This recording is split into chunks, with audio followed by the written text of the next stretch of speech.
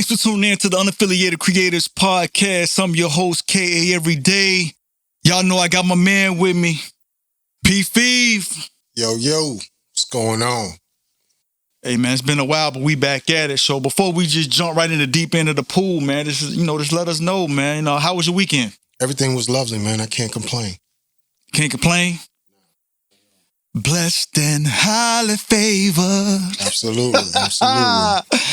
Yeah. My weekend was pretty good, man. I can't really complain myself. Didn't really do a whole lot. Watched a little bit of football. Other than did a little grocery shopping. But I know I don't want to bore y'all, but that was my weekend in a nutshell. But today I did want to ask you some questions, and I had some things that I wanted to talk about, and I just kind of wanted to get your opinion on it, especially since, you have your own podcast. I was very interested to see how you felt about these topics. So, Gotcha. So I'm just going to open it up by saying this. So on a recent episode of the Math Hopper podcast, he says that all rappers that reach the top level of success at some point had some beef in their careers. Now it seems that the beef is carried over into the podcasting. So with that being said, how do you feel about podcast beef, or some people call it pod wars? So I would sum it up in maybe 2 words: clickbait. Basically, just like in rap beefs that are mostly engineered to come about to seem organic, but actually are artificially engineered to present that. I would think that would be, my opinion would be that it's probably more the case when it comes to the podcast beef as well. And even if it wasn't, I mean, what are they going to beef about?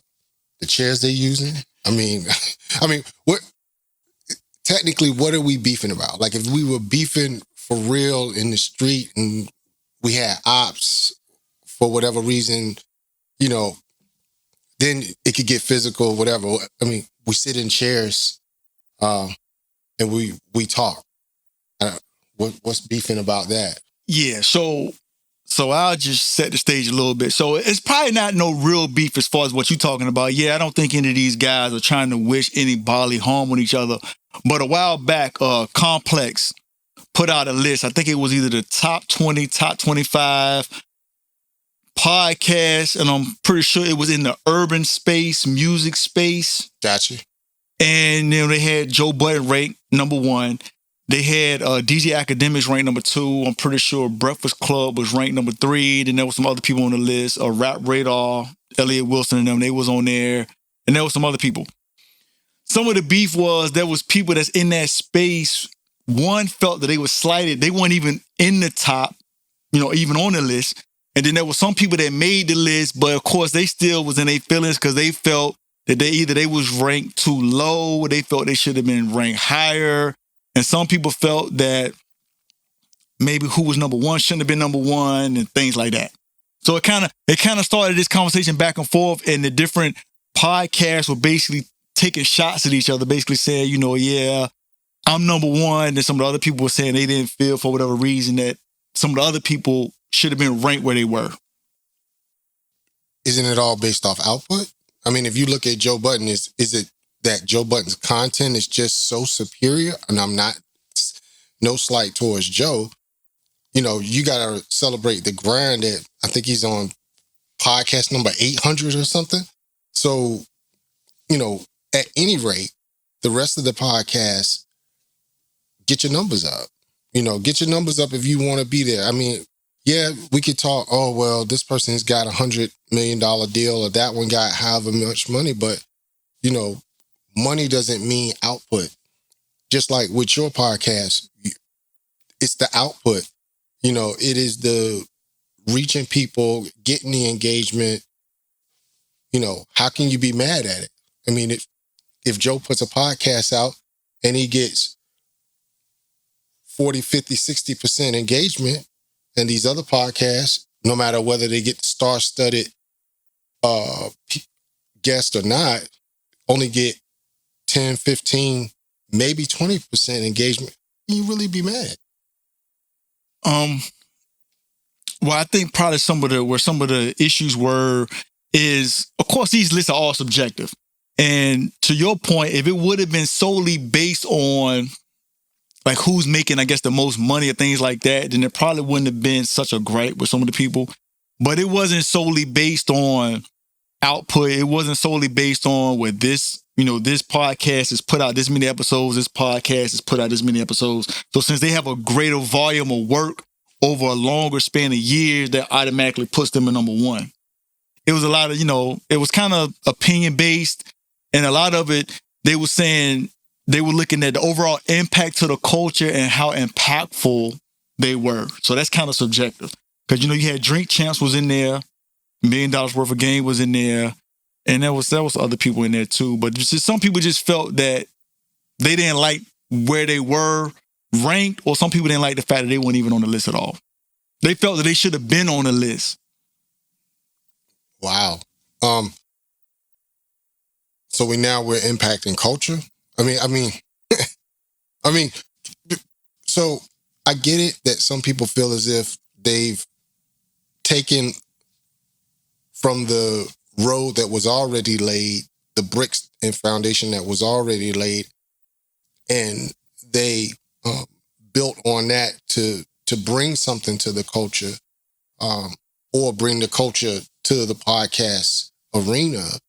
But all in all, we still go back to what's culture when there's no engagement, right? So we go right back to the engagement piece where somebody might be putting 1 million pieces of content up and it might be trash. And you might feel as if, well, I spent all month getting my notes together and my outline and getting this guest and having this amazing interview, but it all depends on how many people saw it.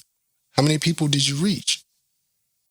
All right, so you brought up a good point earlier when you said something about do you feel, or basically you were suggesting that you feel that some of this stuff is probably a little bit of fabricated. So basically, and the reason why I brought up the whole thing about the Ralph beef, everybody knows that Joe Budden is considered to be pretty much the biggest and the number one podcast in the hip hop, urban, rap, whatever you want to call it, space, right? So I think what a lot of people have been doing, they've been purposely taking shots at him because they know that anytime you take a shot at him, since he's number one, it's basically going to give you, it's going to bring more eyes to your platform. It's going to give you more visibility. I don't want to know if you want to say it's giving you more clout, but they're smart enough to realize that once you take a shot at him, all of a sudden now people are going to start paying attention more to what you're doing because you going at the king of the hill. But my question to that is, my point would be, how did the king of the hill become the king of the hill? From trolling, clout chasing, and that's how he built his platform. Now, fast forward, as the others in the space started to bring more value than what he was bringing as far as trolling, right? But he still laid the groundwork. So everything is still built off the back of what he laid. Because let's be honest, he was the first one in the space to really understand it and monetize it. And to make it to where these other podcasts are able to get into the arena and maybe bring more value to the culture, but still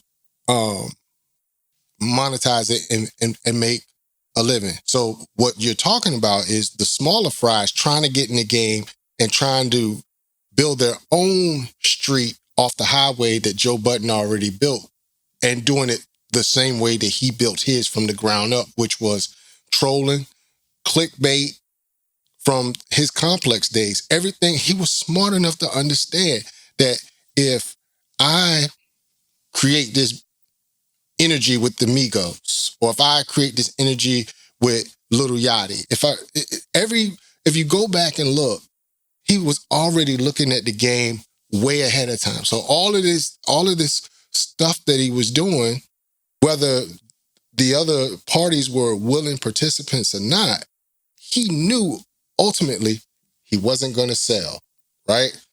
Remember the Facebook movie?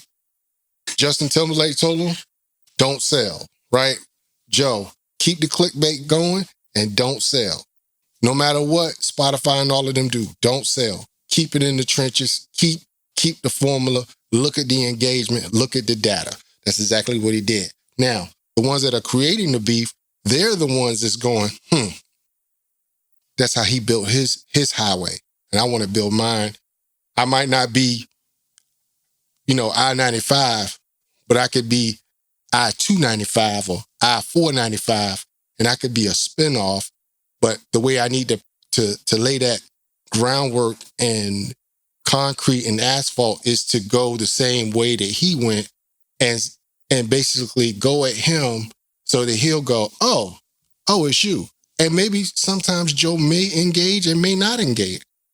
But the fact that they know if he engages, that's the groundwork for their highway. And they can build off that and go off that. So it's funny, because on the Mav Hoffa podcast, he basically said that, I don't really know if there's any way you can prove this, but he said that he feels that he's been in more rap beefs than any other rapper ever. He started naming I didn't even know that was he was naming, I didn't even know. But there's been a lot of people, so I guess he learned this even from when he was rapping. If you really want to, make a headway, you got to always be out there beefing with rappers. Yeah, but how did Matt Hoffa come? But he was a battle rapper. So that's what battle rap is built off of.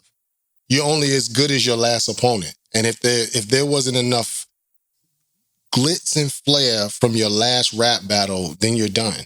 So that was built off the back of Murder Mook and some of the others.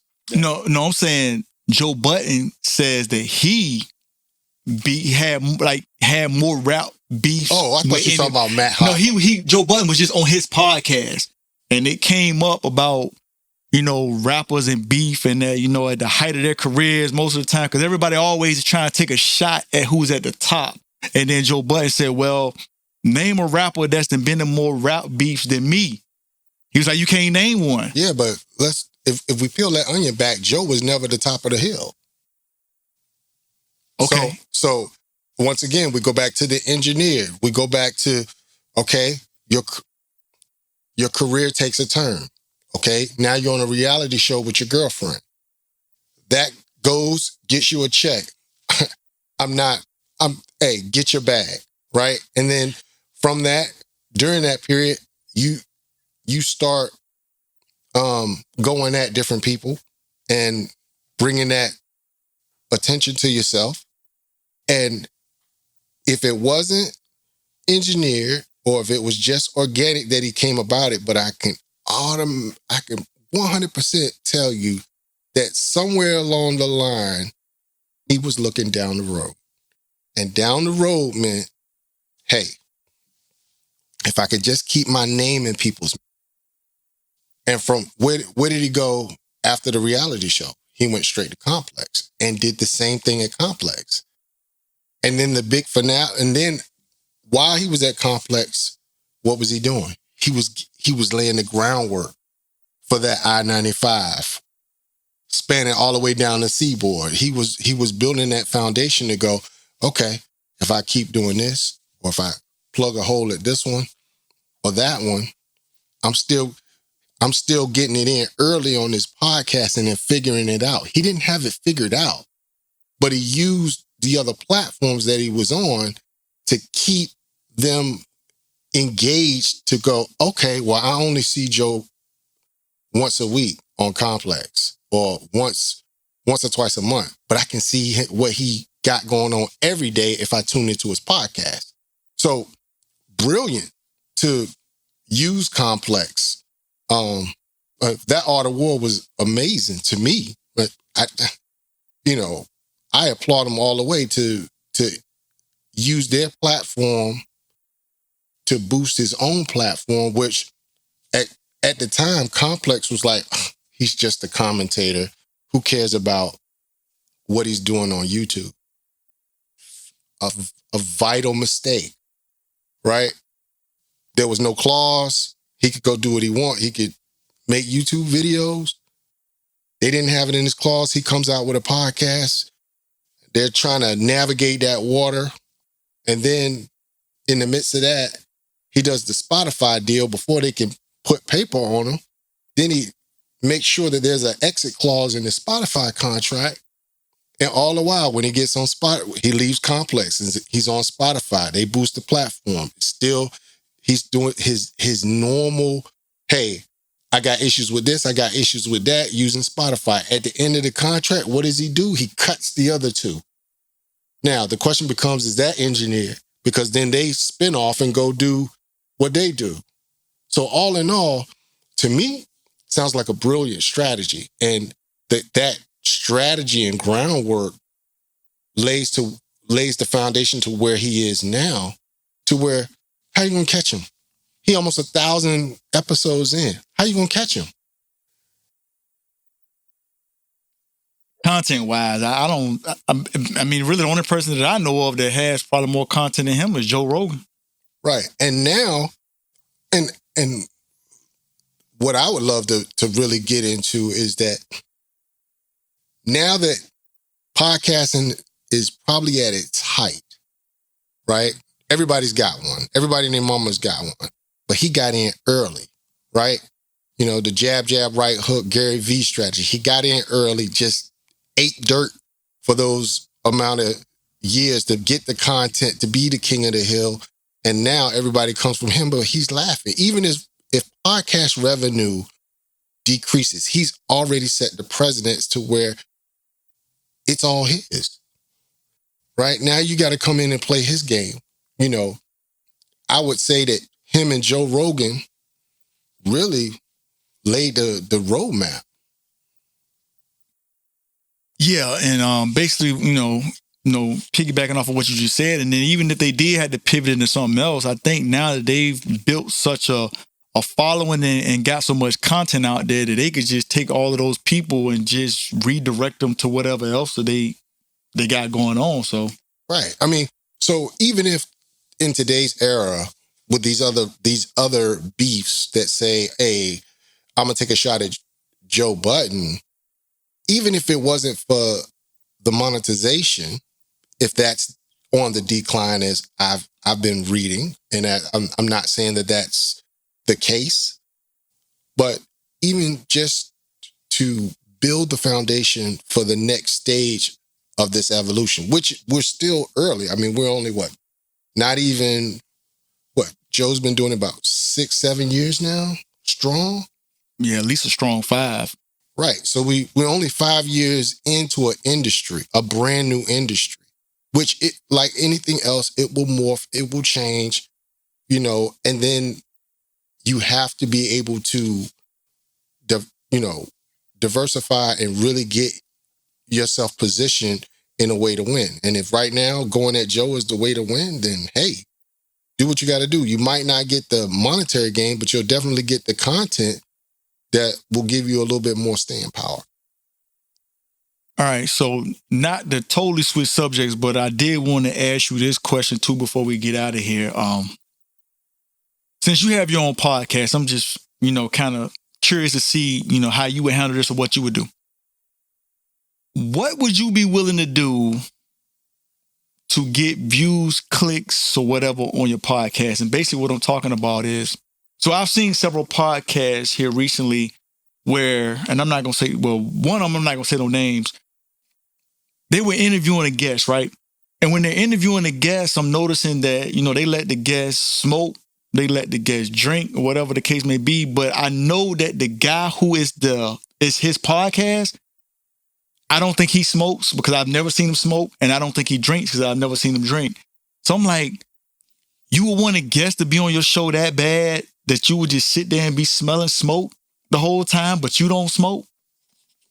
I think what it boils down to is, just being authentic to yourself. And if that's not really who you are, right, then either they comply with your wishes or you move to another guest. But I would have to say that sooner or later, people are going to have to realize that clickbait may not be the best avenue, but just building off the back of value is when you ask the question, well, what would you do?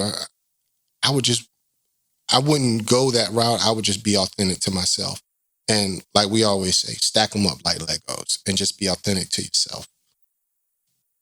All right, speaking of clickbait, so remember, and this happened a while back, so the Funny Marco interview with G Herbo, it was so wild. Remember, I called you because when I first saw it, I was like, yo, there's no way that this is real. Well, no, let me take that back. When you looked at it, it looked like, they tried to put it out there like it was real, and you was like, there's no way that could be real because it just looks so crazy, right? Well, I did a little research, looked into it, so apparently Funny Marco is saying, oh, man, yeah, I guess we won't really know if he lying or not. But he basically saying that it was real.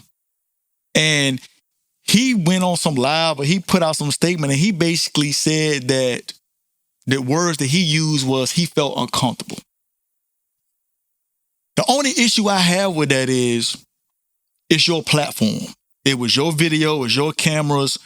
You have the right to do with that footage whatever you want. So if you really felt that uncomfortable with the interview and everything that came along with it, why did you put it out?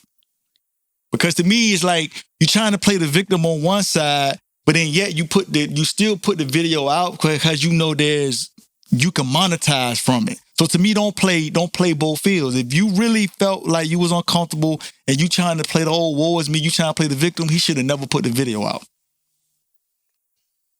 I still stand that, he might have been uncomfortable, but ultimately, I just felt like, I don't know what the name of the podcast is with the young Caucasian sister that's, she's very oblivious to your celebrity. I forgot what her name is, but she interviewed A$AP Rocky and she tried to play him like she didn't know who he was.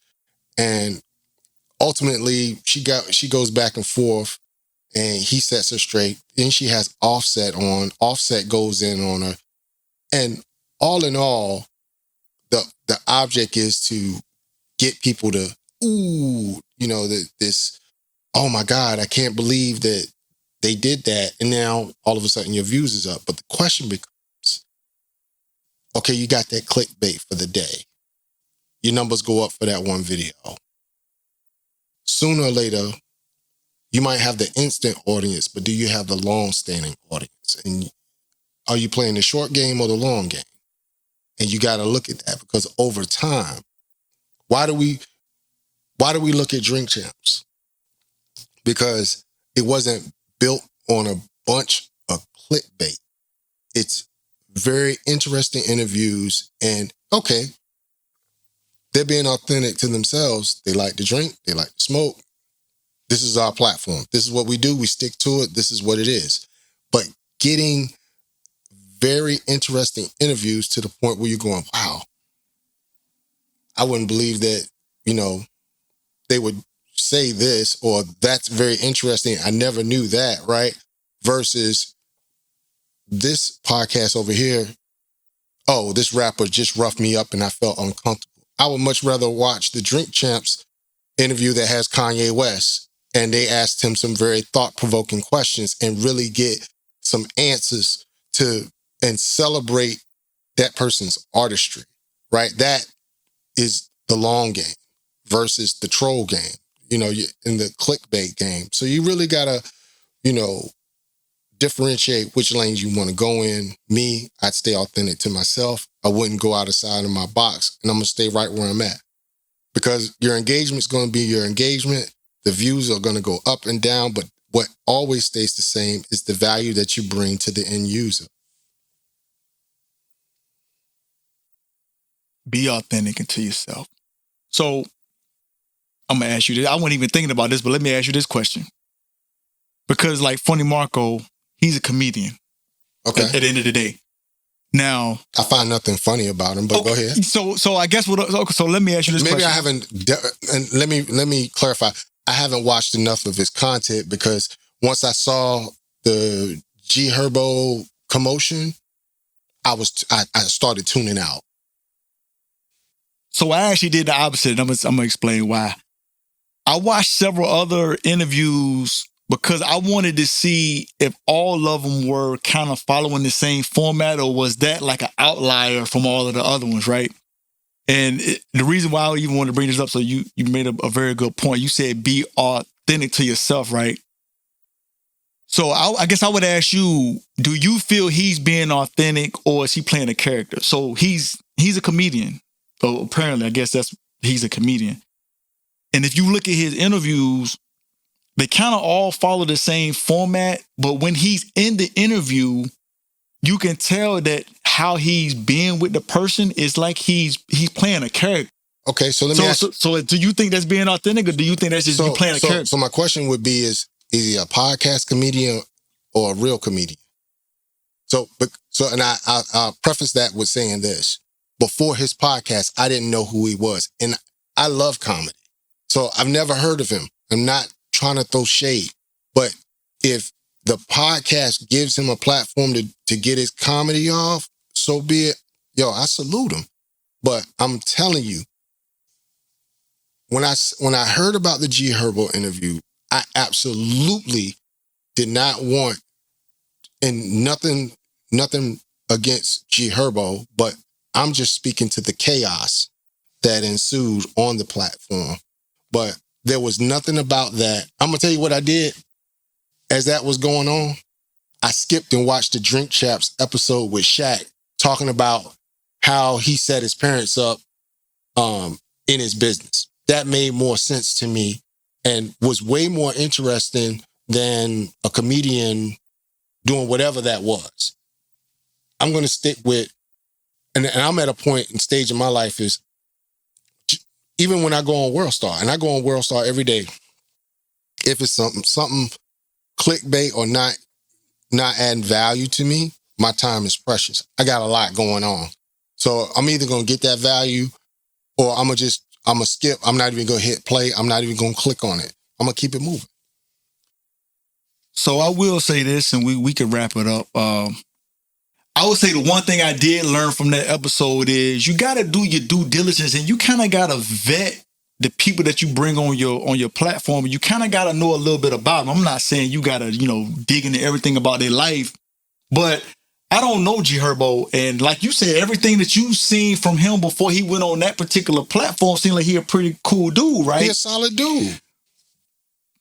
But you got to know how people are going to take you based on some of the interviews that you've done in the past too. They know your style of comedy or the kind of dry humor, and you kind of put people in awkward situations. He do like these long pauses on purpose, and it's kind of like this tension building, and the guests don't really know if they supposed to be talking, and then he'll ask the person a question. I mean, I'm cool. It is what it is. He'll ask the person a question, and before they get an opportunity to answer that question, he'll ask them a total separate question that had nothing to do with the question he just asked, and the person's sitting there like, but you just asked me about this, but now you asking me about this. Do you want me to answer that question?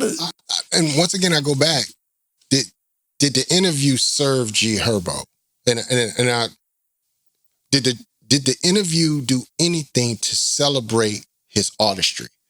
And that probably, when you got all these other platforms, I would think, and I'm not G Herbo, you know what I'm saying? He's been on other platforms that have showed him, that have celebrated his artistry. Because to be in this game, to do what he do, you got to celebrate it. And to make any kind of comedy of that man art, I mean, if it wasn't engineered, or G Herbo was just standing on principle and handled it like the dude was trying to handle him, it is what it is, and he got what he got. If he was playing with G Herbo, that's what you get. And I don't know G Herbo. I'm not speaking on, because for me, add value to people, celebrate people, man, and keep it moving. And, I saw another interview with the same guy, Funny Marco, interviewed Chris Brown, and Chris asked him about the G Herbo situation, and G Herbo sent a message back to Chris Brown and said, hey, keep your name out my mouth. Right. So at the same time, whatever it is, even let's say it wasn't authentic, whatever happened in that interview got G Herbo in a certain mode, right? And if it was me and I felt like I wasn't being celebrated, or we just coming up here to clown around and goof off,